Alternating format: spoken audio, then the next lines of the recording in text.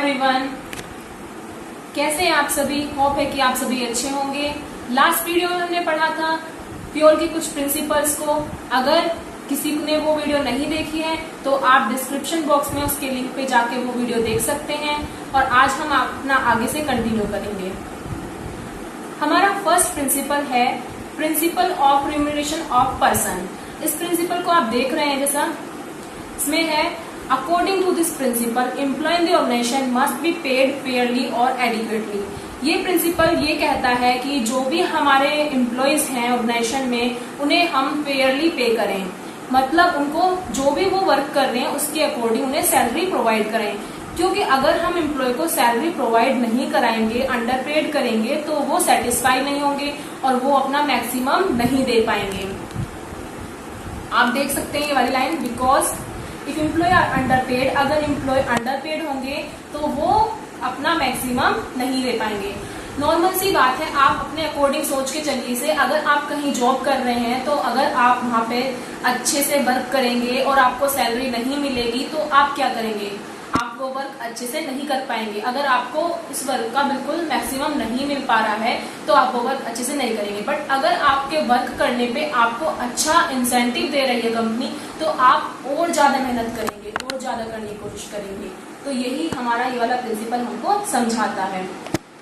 ये भी आप देख सकते हैं इस चार्ट के थ्रू कि सभी को उनका अमाउंट देना चाहिए इक्वली, वो ये चार्ट में दिखाया हुआ है। नेक्स्ट प्रिंसिपल है हमारा principle of centralisation and decentralisation. Centralisation और डिसेंट्रलाइजेशन से आप समझेंगे, आपने पहला प्रिंसिपल पढ़ा था रिस्पॉन्सिबिलिटी और ऑथोरिटी। ऑथोरिटी क्या होती है, जो हमारे टॉप लेवल होते हैं उनके पास ऑथोरिटी होती है रूल्स और रेगुलेशन को बनाने की, पॉलिसीज बनाने की, वही सेंट्रलाइजेशन होता है। सेंट्रलाइजेशन में क्या होता है, जो पावर होती है वो आपकी टॉप लेवल के हाथ में होती है। टॉप लेवल मैनेजमेंट जो होता है उनके हाथ में पावर होती है सारी डिसीजन लेने की। और डिसेंट्रलाइजेशन में क्या होता है, वो पावर को डिवाइड कर देते हैं सभी में, तो वो क्या हो जाएगा डिसेंट्रलाइजेशन। ऐसा ही रिस्पॉन्सिबिलिटी में क्या होता है, जो ऑथोरिटी होती है वो हर वर्क को डिवाइड कर देते हैं। रिस्पॉन्सिबिलिटी मतलब हम टॉप लेवल क्या करती है, जो भी उन्होंने पॉलिसी प्लान वगैरह बनाए हैं वो लोअर लेवल तक पहुंचाती है। इससे क्या होता है, वो रिस्पॉन्सिबिलिटी सब तक दे देती है। जैसे कि सेल्स डिपार्टमेंट का काम सेल्स का है, परचेज डिपार्टमेंट का काम परचेज का है, तो सबको उनकी रिस्पॉन्सिबिलिटी दे देगी। इससे क्या होगा, उनका काम जो होगा वो अच्छे से होगा।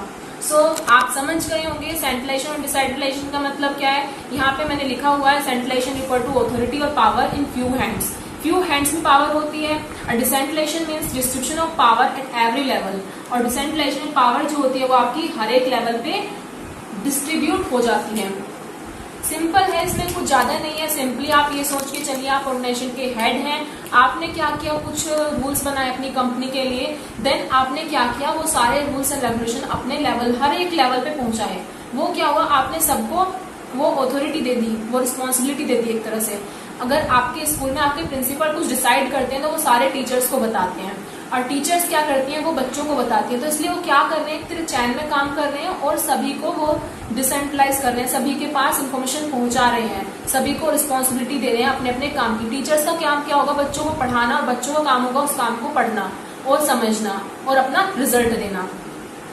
नेक्स्ट है आपका, अब ये चार्ट में आप देख सकते हैं इसे कि सबसे पहले आपके हेड हैं, फिर ये जो भी इंफॉर्मेशन है आपके कुछ लोगों में डिस्ट्रीब्यूट हुई, फिर ये सब में डिस्ट्रीब्यूट होती चली जाएगी। सिंपल ये क्या चलती जाएगी, एक चैन की तरह चलता रहेगा।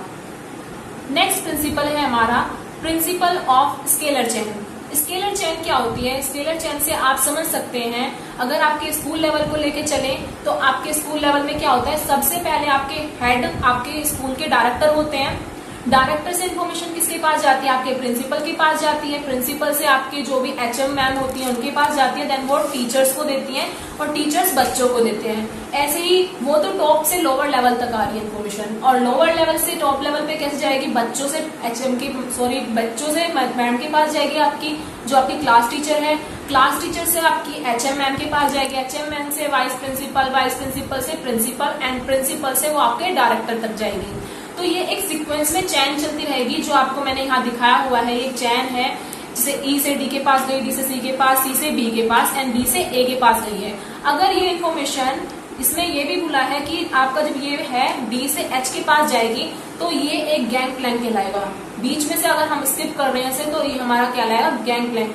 आप इसे रीड भी कर सकते हैं। Scalar chain means lines of authority और chain of superior from higher to lower rank. Simple क्या है, हायर से लोअर रैंक और लोअर रैंक से हायर रैंक पे आपकी जो इन्फॉर्मेशन जाती है यही हमारा स्केलर चेन होता है। और इसको फॉलो करना जरूरी है, क्योंकि अगर हम इसको फॉलो करते हैं तो जिससे जितने भी लोग हमने बीच में बिठाए हुए हैं उनकी जो भी अथॉरिटी है, जो भी उनका वर्क है वो कर पाते हैं। नॉर्मल है कि आप जैसे स्कूल में है, अगर आपकी कहीं क्लास में कुछ लड़ाई हो जाती है तो सबसे पहले बच्चे टीचर्स के पास जाते हैं। टीचर पे वो सॉर्ट आउट नहीं होता है तो टीचर एचएम के पास जाती है। अब टीचर डायरेक्ट प्रिंसिपल के पास नहीं जाती है, क्योंकि उसके बीच में ऑलरेडी बहुत से बंदों को बिठाया हुआ है जो इस प्रॉब्लम को सॉल्व कर सकते हैं। जब उन पे प्रॉब्लम सॉल्व नहीं होगी तब वो आगे जाएगी। तो ये एक चैन में ही वर्क होता है, सिस्टमेटिक वे में वर्क होता है। नेक्स्ट प्रिंसिपल है आपका प्रिंसिपल ऑफ ऑर्डर। ऑर्डर से आप समझते हैं कि ऑर्डर में हम किसी काम को करते हैं। जैसे कि आपकी कंपनी में कुछ भी है, मैन मटेरियल कुछ भी है, उसे एक सिस्टमेटिक वे में अरेंज करना। जैसे कि आपके डायरेक्टर हैं, आपके मैनेजर हैं, आपको पता होना चाहिए उनका खुद का एक कैबिन है। आप वहां जाएंगे, उनसे डिस्कशन करेंगे, कुछ भी सजेशन लेंगे और आ जाएंगे।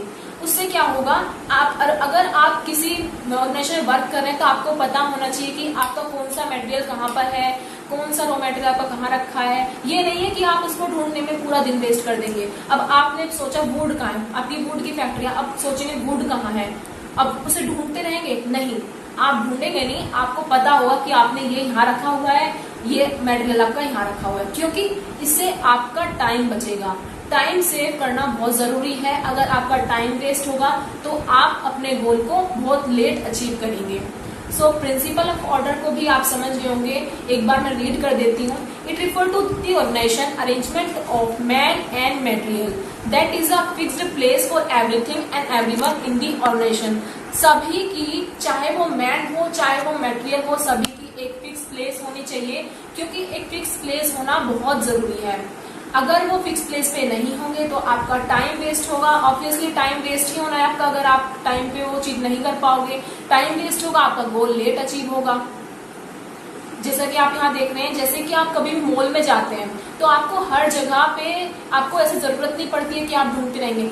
आपको पता रहता है कि ये आपका लेडीज का वो जो भी सामान है, वहाँ पे आपको पता रहता है जो भी आपका ग्रोसरी का सामान है, जो हर एक का डिपार्टमेंट अलग अलग होता है तो आपको पता रहता है। अब आपको पता है कि गिफ्ट का यहाँ पे है मटेरियल, तो आपको पूरे मॉल में ऐसा नहीं होता कि आप कंफ्यूज रहेंगे।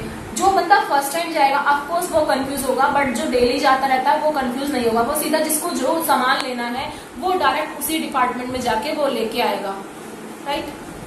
नेक्स्ट प्रिंसिपल है आपका प्रिंसिपल ऑफ इक्विटी। बहुत ही अच्छा प्रिंसिपल है। इक्विटी प्रिंसिपल में क्या है कि इक्विटी का मतलब होता है कि सभी एम्प्लॉय को इक्वल ट्रीट करना। इक्वल ट्रीट करना मतलब क्या होता है कि जो भी हमारे यहाँ वर्क कर रहे हैं, कभी भी हमें ये नहीं सोचना चाहिए कि अरे ये तो दूसरी कास्ट का है तो हम इसे कम वेजेस देंगे, अगर वो दूसरी कास्ट का है उसे ज्यादा देंगे। ऐसा नहीं है, सबकी क्वालिफिकेशन के अकॉर्डिंग हम उन्हें इक्वल ट्रीट करें। मैटर नहीं करता वो कौन कहाँ से आ रहा है, बस उनकी नॉलेज को देखा जाना चाहिए। जैसे यहाँ पे लिखा हुआ है, equity refers to kind fair and just treatment to employee will put their maximum efforts. अगर हम उन्हें इक्वल ट्रीट करेंगे तो वो अपना मैक्सिमम एफर्ट्स देंगे। ऑफकोर्स जब आपको इक्वल ट्रीट करा जाएगा समाज में भी नॉर्मली, तो आप अपना ज्यादा करने की कोशिश करेंगे, अपना जितना भी आपसे बेस्ट हो सकता है वो देंगे। अगर आपको इक्वालिटी नहीं मिलेगी तो आप कभी भी इक्वल ट्रीट नहीं करेंगे, मतलब आप इक्वल मतलब अपना मैक्सिमम नहीं दे पाएंगे। सो इसमें ज्यादा कुछ नहीं है, आपको बस समझना है कि आपका जो इक्वल वर्ड है, इक्वल वर्ड से क्या समझना है, सभी को एक समान महत्व देना चाहिए। ये नहीं है कि उनको डिफरेंसेस में बांट दिया जाए।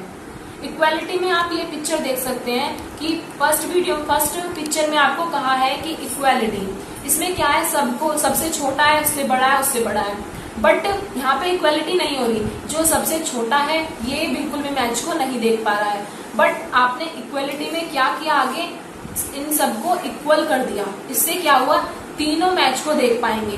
तो इससे क्या हुआ, इक्वालिटी करी है हमने यहाँ पे। तो ये आपको मैच के थ्रू समझाया, बट ऑर्गेनाइजेशन के थ्रू आपको ये समझना है सिंपल कि आप जब भी किसी ऑर्गेनाइजेशन में वर्क करते हैं तो आपके जो डायरेक्टर हैं उन्हें आपको इक्वल ट्रीट करना चाहिए। ये नहीं है कि अगर आप विलेज से बिलोंग करते हैं तो आपको सैलरी कम देंगे, अगर जो रिच पर्सन है उन्हें सैलरी ज्यादा देंगे। नहीं, अगर आपके पास क्वालिफिकेशन और नॉलेज है तो वो आपको इक्वल पे करेंगे। मैटर नहीं करता है कि आप विलेज से बिलोंग करते हैं या आप पुअर पीपल हैं। आपको समझ में आ गया होगा, वैसे ये क्लियर हुआ होगा। नेक्स्ट हम बताते हैं स्टेबिलिटी ऑफ टेन्योर। इस प्रिंसिपल में आपका क्या बताया हुआ है? According to this principle management must provide the feeling of job security. आपको सभी प्रिंसिपल में एक कीवर्ड याद रखना है। आपको वो वर्ड याद हो जाएगा तो आप उस प्रिंसिपल के नेम से ही बता दोगे कि हाँ इस प्रिंसिपल में क्या बताना है। तो आपको इस वाले प्रिंसिपल के लिए याद रखना है सिक्योरिटी। सिक्योरिटी वर्ड है आपका इसका कीवर्ड, कि ये प्रिंसिपल ये कहता है कि आपको एम्प्लॉय को जॉब सिक्योरिटी प्रोवाइड करानी चाहिए। अगर एम्प्लॉय को जॉब सिक्योरिटी मिलेगी तो वो अपना मैक्सिमम कंट्रीब्यूट कर पाएगा, अदरवाइज वो अपना मैक्सिमम कंट्रीब्यूट नहीं कर पाएगा। ये कंपैरिजन आप देख सकते हैं प्राइवेट और गवर्नमेंट जॉब में। प्राइवेट जॉब में क्या होता है कि जो एम्प्लॉय होता है वो कभी सिक्योर नहीं होता, उसे क्या डर रहता है कि अगर हमने कुछ अच्छा नहीं किया तो हमारी जॉब चली जाएगी। बट गवर्नमेंट जॉब में क्या होता है कि गवर्नमेंट जॉब में ज्यादा वर्क भी नहीं करते हैं लोग, पर तब भी उनकी जॉब पे कोई इफेक्ट नहीं पड़ता है इतना। तो सेफ लोग किसे मानते हैं? गवर्नमेंट जॉब को मानते हैं। जबकि प्राइवेट में पैसा ज्यादा मिलता है पर तब भी लोग गवर्नमेंट के लिए क्यों सोचते हैं? क्योंकि गवर्नमेंट में सेफ्टी मिलती है। जहाँ पे हमें सेफ्टी मिलेगी हम वहीं भी अपना मैक्सिमम कंट्रीब्यूट कर पाएंगे, अदरवाइज हम मैक्सिमम कंट्रीब्यूट नहीं कर पाएंगे। सो आपको यहाँ पे समझ में आ गया होगा ये वाला प्रिंसिपल। फ्रेंड्स, आपसे रिक्वेस्ट है, अगर आपने हमारे चैनल को सब्सक्राइब नहीं किया है तो प्लीज सब्सक्राइब करना, लाइक करना एंड शेयर करना एंड कमेंट करना। आगे हम स्टार्ट करते हैं नेक्स्ट प्रिंसिपल। आप इसका डायग्राम भी देख सकते हैं। यहाँ पे आपको इतना समझ में आया होगा कि हाँ यहाँ पे ये कहा गया है कि आपको सिक्योरिटी, जब तक आप सिक्योर फील नहीं करेंगे तब तक आप अपना मैक्सिमम नहीं दे पाएंगे। अगर आप सिक्योर फील नहीं करेंगे तो आप क्या करेंगे? आप जॉब छोड़ देंगे। एम्प्लॉय आएगा उसको सिक्योरिटी नहीं मिलेगी तो वो क्या करेगा? जॉब को छोड़ देगा अपनी। डेली जॉब पे से बंदे जाते रहेंगे, इससे क्या होगा? ऑर्गेनाइजेशन का जो टर्नओवर हो रहा है, इधर से लोग जा रहे हैं, ये इफेक्ट ऑर्गेनाइजेशन में पड़ेगा। कैसे पड़ेगा? ऑर्गेनाइजेशन पे ये इफेक्ट पड़ेगा जब किसी कंपनी के एम्प्लॉय ज्यादा से ज्यादा जॉब को छोड़ के जाएंगे तो कंपनी का अच्छे से सेल नहीं होगा, प्रोडक्ट नहीं बनेगा, अच्छे से रेपुटेशन नहीं बन पाएगी, जो गुडविल है वो भी डगमगा जाएगी। सो इसलिए इतना समझाया हुआ है। नेक्स्ट प्रिंसिपल है आपका प्रिंसिपल ऑफ इनिशिएटिव। ये भी आपका बहुत अच्छा प्रिंसिपल है। प्रिंसिपल ऑफ इनिशिएटिव कहता है कि एक ऑर्गेनाइजेशन में हमें एम्प्लॉयज को अपॉर्चुनिटी देनी चाहिए कि वो अपने सजेशन, वो अपने आइडिया हमें दे सकें। वो कैसे? कि आप एक ऑर्गेनाइजेशन में आप हेड हैं तो आप कुछ भी डिसीजन लेते हैं, कुछ भी आपका मतलब आपका कुछ भी वर्क हो सकता है, आपको कोई भी डिसीजन लेना है तो आप अपनी कंपनी के हर एक एम्प्लॉय का सजेशन लेंगे। किस लिए? आप उन्हें अपॉर्चुनिटी देंगे। इससे क्या होगा? उनके अंदर मोटिवेशन लेवल बढ़ेगा। वो क्या सोचेंगे? अरे हमसे भी राय ली जा रही है, तो उनको खुशी मिलेगी। अपने एम्प्लॉय को खुश करने के लिए आप उनको इतना कर सकते हैं, उनको एक अपॉर्चुनिटी प्रोवाइड करा सकते हैं, उसमें सजेशन देने की, उसमें अपने व्यूज रखने की, अपनी राय देने की। अदरवाइज अगर आप ऐसा नहीं करेंगे तो जो एम्प्लॉय है उनको क्या लगेगा कि अरे यार हमारा बॉस तो हमको पूछता ही नहीं है। लगेगा ना, सिंपल बात है। अगर आपको कोई पूछेगा नहीं, आपको कोई समझेगा नहीं तो आप क्या कहेंगे? आप यही कहेंगे बॉस हमें पूछता ही नहीं, हमारी कोई वैल्यू ही नहीं है मतलब इस कंपनी में। और जब आपको पूछा जाएगा, आपको बुलाया जाएगा कि अपने सजेशन दीजिए इस वर्क के लिए, तो आपको लगेगा अरे वाह हम तो बहुत कुछ है, हमारी बहुत वैल्यू है। हमसे डिसीजन के लिए पूछा जाता है, जो भी डिसीजन लिया जाता है कंपनी में, जब भी कुछ भी करना होता है बॉस हमसे पूछते हैं अपने सजेशन दीजिए। बेशक बॉस करेगा अपने मन की, बट आपसे पूछेगा तो आपको अच्छा लगेगा ना, ऑफकोर्स लगेगा यार, सबको लगता है अच्छा। नेक्स्ट में आपका है इनिशिएटिव। नेक्स्ट प्रिंसिपल हमारा है ये वाला, हाँ। इनिशिएटिव से आप इस डायग्राम में देख सकते हैं इनिशिएटिवनेस क्या दिखाई गई है कि सभी लोगों को कंट्रीब्यूशन के लिए आपने रखा हुआ है। सभी लोग अपने डिसीजन के लिए दिखाई दे रहे हैं, सभी हैं यहाँ पे all. Principle of split D corps, ये आपका लास्ट प्रिंसिपल है, 14 प्रिंसिपल। इसमें क्या कहा है, fuel emphasise on the team work. जैसे मैंने आपको बताया कि आपको एक कीवर्ड याद रखना है, तो इस वाले प्रिंसिपल के लिए आपको याद रखना होगा टीम वर्क। टीम वर्क का मतलब है, ये प्रिंसिपल आपको ये समझाता है कि हमें ये सोचना चाहिए कि हम इस ग्रुप से बिलोंग करते हैं, हम इस ऑर्गेनाइजेशन से बिलोंग करते हैं, तो हमें अपना गोल अचीव नहीं करना है, हमें पूरी ऑर्गेनाइजेशन का गोल अचीव करना है, पूरे ग्रुप का गोल अचीव करना है, पूरी टीम का गोल अचीव करना है। ये नहीं है कि आपका काम हुआ तो आप आराम से बैठेंगे। नॉर्मल मैं आपको एग्जांपल के थ्रू समझाती हूँ कि मान लीजिए आप 10 एम्प्लॉय हैं, आपको 100 यूनिट प्रोड्यूस करनी है, तो नॉर्मली अगर एक बंदे के हाथ में यूनिट आती है तो 10 यूनिट्स आएंगी। अब मान लीजिए ए है, बी है, सी है, सब है, तो ए ने अपनी 10 यूनिट्स 1 डे में कंप्लीट कर दी। तो अब ये नहीं है कि ए बैठ जाएगा ये सोच के कि अब मेरा काम तो हो गया, नहीं, उसको क्या सोचना है कि मेरा काम हुआ है पर अभी मेरे ग्रुप का काम कंप्लीट नहीं हुआ है, तो मुझे इनके साथ कोऑपरेट करना चाहिए और इनका काम कराना चाहिए, क्योंकि ये एक ग्रुप का गोल है, ये सिंगल गोल नहीं है, ये मेरा गोल नहीं है, ग्रुप का गोल है। जितनी जल्दी ग्रुप का वर्क कंप्लीट होगा उतनी ही जल्दी हमारा गोल अचीव होगा।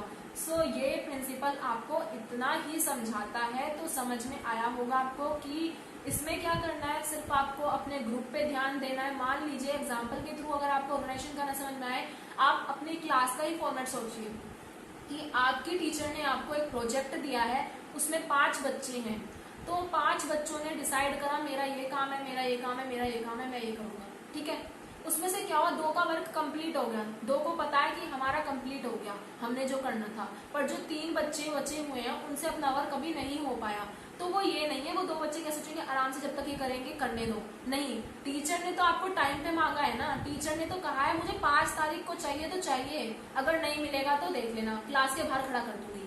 बट नहीं, आप क्या करेंगे, आप ये सोचेंगे कि टीचर ने प्रोजेक्ट दिया है, प्रोजेक्ट हमारा है ना कि सिर्फ इनका है, प्रोजेक्ट हम सबका है ना कि सिर्फ इनका है, तो हमें इसके लिए कोऑपरेट करना पड़ेगा, अपोज करना पड़ेगा, कोऑपरेट करना पड़ेगा, तभी आप उस प्रोजेक्ट को अचीव कर पाएंगे और टीचर को टाइम पे दे पाएंगे। तो यही आपको इसमें समझाता है। ये एग्जांपल मैं आपकी क्लास के, आपके स्कूल के आपको इसलिए देती हूँ जिससे कि आप इसे अपनी लाइफ से कनेक्ट करके पढ़ सकें। बिजनेस, इकोनॉमिक्स, ये सभी सब्जेक्ट आपके ऐसे हैं जो आपने रियल लाइफ से कनेक्ट करके पढ़ेंगे तो आपको आप जल्दी से समझ पाएंगे। ओके फ्रेंड्स, आज के लिए रोल के प्रिंसिपल कंप्लीट हुए हैं। आपने अगर चैनल को सब्सक्राइब नहीं किया है तो प्लीज चैनल को सब्सक्राइब करना, लाइक करना, शेयर करना और कमेंट करना। अगर आपको वीडियो अच्छी लगे तो जरूर शेयर करना।